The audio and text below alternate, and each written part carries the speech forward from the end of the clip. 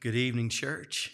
Glad we're able to be together. If you want to go ahead and open your Bibles to Matthew 13, that is where we are going to pretty much spend the entire evening together studying. I'm glad we have these opportunities to study together, and tonight is a moment where it almost feels like might be better suited, if you would, to have a Bible class time versus a preaching time, because the preacher gets to stand up and tell you everything you need to know, and well, the preacher y'all have doesn't know everything, so that's kind of challenging sometimes to get to that spot. But in tonight, we're going to be looking, as we started, I guess, last week, kind of beginning this process on Sunday evening of opening up the Bible and looking at the parables. And sometimes the parables are clear and evident what's being talked about.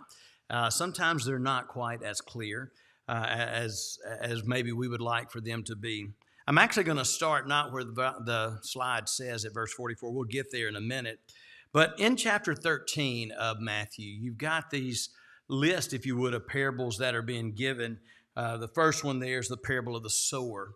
And as this parable is given, we've got this one who goes out and casts seeds, 4 different places that it lands. And we get down at verse 10 is where I want to pick up and read for a few minutes, for a few seconds, I guess. But to look there at what we read here as Matthew recorded this moment. So we'll start at verse 10. Then the disciples came and said to him, "Why do you speak to them in parables?" And he answered them, "To you it has been given to know the secrets of the kingdom of heaven, but to them it has not been given. For to one who has, more will be given, and he will have an abundance. But from the one who has not, even what he has will be taken away. This is why I speak to them in parables, because seeing they don't see, hearing they don't hear, nor do they understand. Indeed, in the case of the prophecies of Isaiah is fulfilled, that this saying, you will indeed hear but never understand. You will indeed see, but you will never perceive.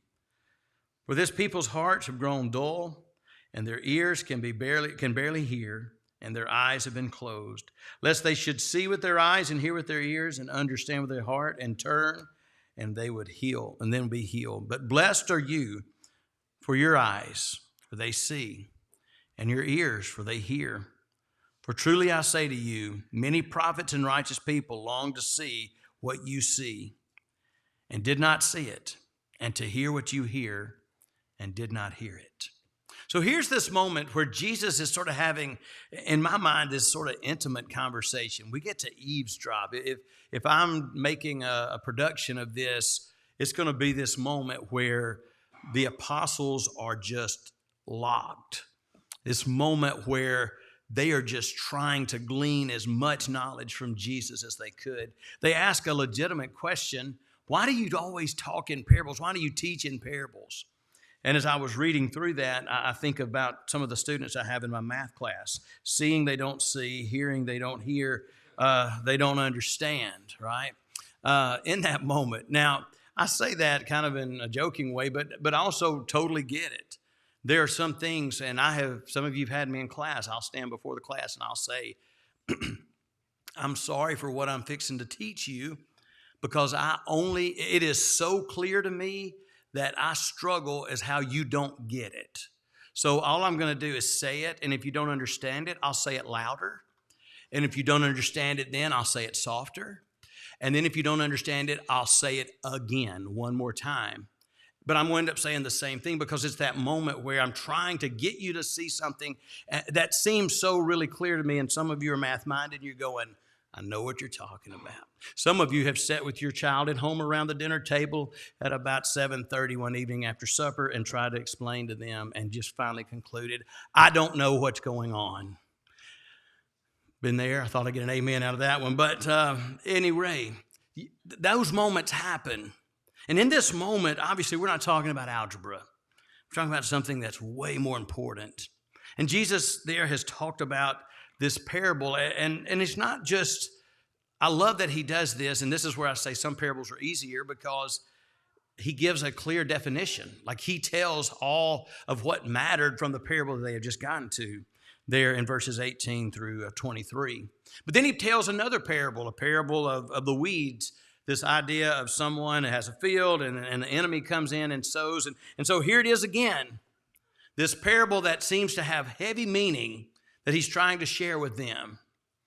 And then he gets down and he eventually offers an explanation through this. But before we get to the explanation, again, he comes back in verse 34, which was just read a few minutes ago.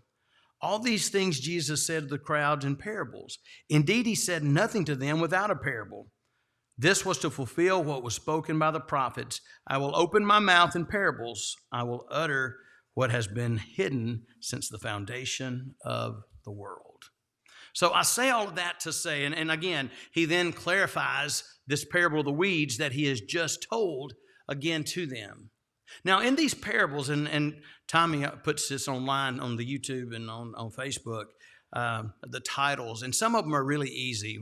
Maybe we'll get a simple one next week, the parable of the prodigal son or something. He can just type that in. But he asked, so what are you talking about tonight? Well, we've got 4 parables we're fixing to talk about. And so what do I call this section? Well, in this section, this whole, I guess, dialogue that's going on, there seems to be a conversation about the end of times. What's it going to be like as things work their way out? Now, there's a later discourse that Jesus has in Matthew 24 that gets a little bit more specific, where some warnings and some things are given to the end of Jerusalem and even to the coming of the Lord. But in this spot, it's just this sort of general warning that this is not going to be forever, that there will be separation. And I think we struggle sometimes to even think about how God would do that. But it's clear Jesus here is laying out this idea of there's going to be separation. There's enemies that are going to come in. There's going to be times where things are going to be taken away. And he lays out 4 more parables here. We're going to look at all 4 of them, and I'll put them all on the screen at the same time. We'll walk our way through those, and the lesson will be yours. The first 2 parables, though, and I guess I take that back, all 4 of these, up to this point, Jesus is talking to the multitudes. I didn't mean to hit that, but Jesus is talking to the multitudes. He's talking to everyone, but as he begins to explain this second parable, they go inside. They leave. Verse 36 says, he left the crowds and went into the house, and his disciples came with him. And they said, hey, explain to us what you just said. So this conversation felt sort of in public, and then all of a sudden it goes into this smaller group where the conversation now gets a little bit more, I guess, direct. These first 2 parables we'll read back to back because I think they're very similar to each other, even as the way that it's worded together. But they all 4 kind of come as a package deal. Let's start at verse 44. The kingdom of heaven is like a treasure hidden in a field, which a man found and covered it up. Then in his joy he goes, sells all that he has, and buys the field. Then we go to verse 45 and 46. Again, the kingdom of heaven is like a merchant in search of fine pearls, who on finding one pearl of great value went and sold all that he had and bought it. Now, this is that moment where I really don't necessarily wish I was an apostle, but in this moment I would have been the guy, I'd been Thomas, and gone, could you explain that to me? Because as I look at this, and I were to ask you, there's sort of a traditional approach, I guess, or depending on how you have been taught or maybe how you see this parable, you're going to hear. And so if I were to ask you, this is why I said at the beginning, this would be a good Bible class setting. The kingdom of heaven is like a treasure found in a field. A man finds it and covers it up and goes and buys it. Who is the man in that one? Just kind of answer that in your head. Go down to the next one. Verse 46, 45 and 46. Kingdom of heaven's like a merchant who searches for fine pearls. Who is the merchant that's out there doing that? Now, there are literally 2 different answers, and you're going to want the answer. And I started the sermon by telling you this guy doesn't know all the answers. I don't. They got 2 different ways to look at these. And I've read on both sides, and I kind of know which way I lean, but I lean more than I'm saying. Is it the merchant? Is it the one who buys the field a follower, a believer, one who is searching, one who's looking, and when they find this great, valuable thing, whether it's the field that has this treasure in it, that's worth giving all that you have, Or is it this pearl that's so valuable that's worth trading all that you got for it? That's kind of how I've been raised. That's kind of how I've been taught. That's kind of how most of the time I hear this parable. I don't know. I would love to. I'm not going to ask you to raise your hand or cast a vote here, but I have a feeling that probably a lot of us have been in that mindset. On the other side of the coin, was the merchant, was the person who bought the land Jesus? The idea that Jesus was the one who, not necessarily searching, I think that's kind of the parable side of it, but the one who found something something that was valuable. The kingdom of heaven is obviously the equation there. And he's the one who made that purchase price, that valuable thing. And the logic then becomes back to the concept of, well, if we're buying our own salvation, that puts it in a different spot than salvation is the gift of God, right? It's Christ who paid the price for that. Now, I think both sides honestly could work. And for that, I'm going to walk away from it, not in a negative way, but walk away. In Luke chapter 9, really verse 23, 24, 25, Jesus says, follow me, right? You'll be a disciple. If you're going to be a disciple, what do you have to do? Deny yourself, take up your cross, and follow. There's no doubt, if you read through, even in John's letter, he writes about how leaving behind, right? Remember the guy who says, I'm going to follow you, but first let me go and bury the dead. I've got to go and take care of a few things, then I'm going to do it. And Jesus says, no man putting his hand to the plow and looks away is worthy, right? So there's no doubt that Jesus says if we're going to be all in on the kingdom, it's going to cost. It's going to cost who we are. But I also think we could look at the other side and go, the kingdom was paid for by the blood of Jesus. At the end of the day, here's what I know. The kingdom is valuable. And whether you're going to surrender all as Jesus surrendered all, and it kind of blends together. But in this moment, to recognize it is worth it. The cost is worth the investment. So we get to the end of this. The next parable is the dragnet. And I can't type that and read that without thinking of the TV show that I've never seen an episode of. But some of you probably have. You have to be a certain age. The back row definitely doesn't know what I'm talking about. But the idea of dragnet, and what's dragnet? Well, it was this concept of sweeping across the city and finding the crime folks and fixing all that's there. Well, in this parable, Jesus, again, remember, he's talking to fishermen. He's talking to his disciples there. In this room, they would have gotten it. And he's revealing, remember, what are parables doing? Revealing the hidden secrets. So here's this moment. Jesus says, again, the kingdom of heaven is like a net that was thrown into the sea and gathered every kind of fish. When it was full, the men drew it ashore and sat down and sorted the good ones into containers and threw away the bad. So it will be at the end of the age. The angels will come out and separate the evil from the righteous and throw them into a fiery furnace. In that place, there will be weeping and gnashing of teeth. Now, I've heard people talk, and you probably have too. I don't understand. People will say that there's a heaven and a hell. It just doesn't feel right. It just doesn't make sense that a good God would create something like hell, where there'll be weeping and gnashing of teeth, where there'll be eternal punishment. I'll ask this question, not really facetiously, but just curious if we understand. Do you know which Bible figure talked about hell more than, like almost 90% more, but more than any other person, any other thing, any other person, I guess say? Jesus. Jesus was the one who kept referencing it and kept bringing it, this separation, this eternal punishment, this eternal laws. Now, John references it in Revelation, right? Peter references in his letters, but Jesus is the one who talks about it more than anyone. And it's always in this warning mindset.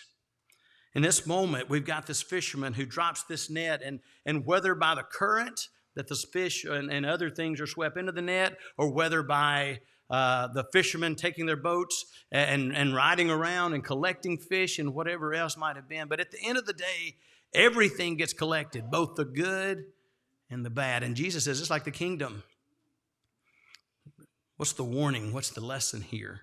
That in this moment, as everything is collected, that there will be a sorting that's there. Now, the kingdom of heaven, this idea of all, but really, there might be some things that it just shows you how close the good and the bad are.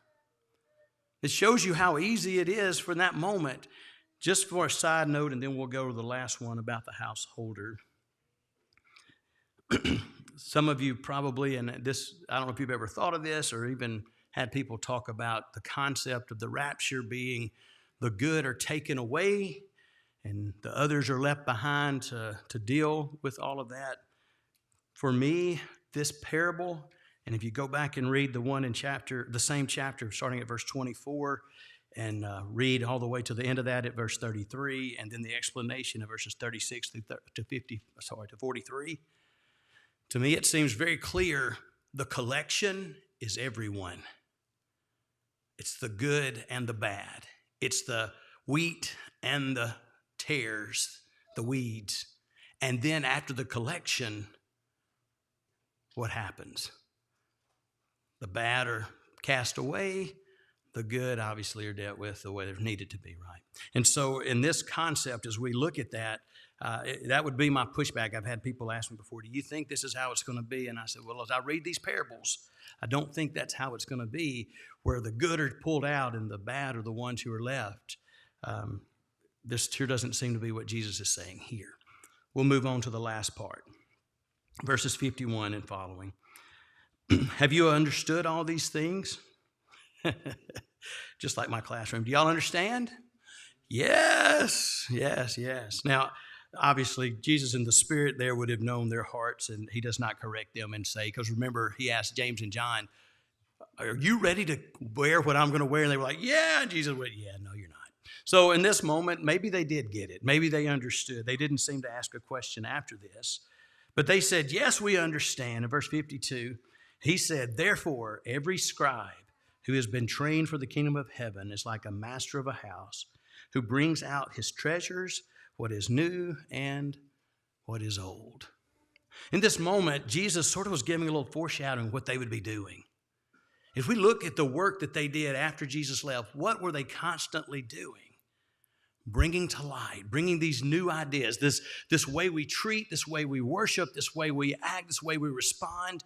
If you go back and just take the Bible out and look at history, one of the crazy parts of the Christian movement was they're not acting the way you would have expected them to react.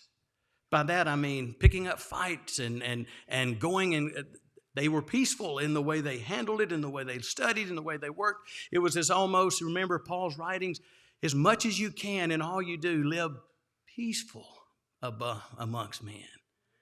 And he even says, hey, don't get in these skirmishes, right? When he writes the church at Corinth, don't get in this, because even in those moments of arguing, you don't make the part look right. Here we are. Jesus says, now that you've been trained, you're going to go out and you're going to bring this treasure, some new, some old. And I hope I know that's what they did. I hope that we, as we study this as well, we have gained a little knowledge, a little understanding to go and further the work of the kingdom as we live each day. The invitation of the Lord is open, and if you have a need that we can help you with in any way, please let us know how we can be a help as together we stand and sing.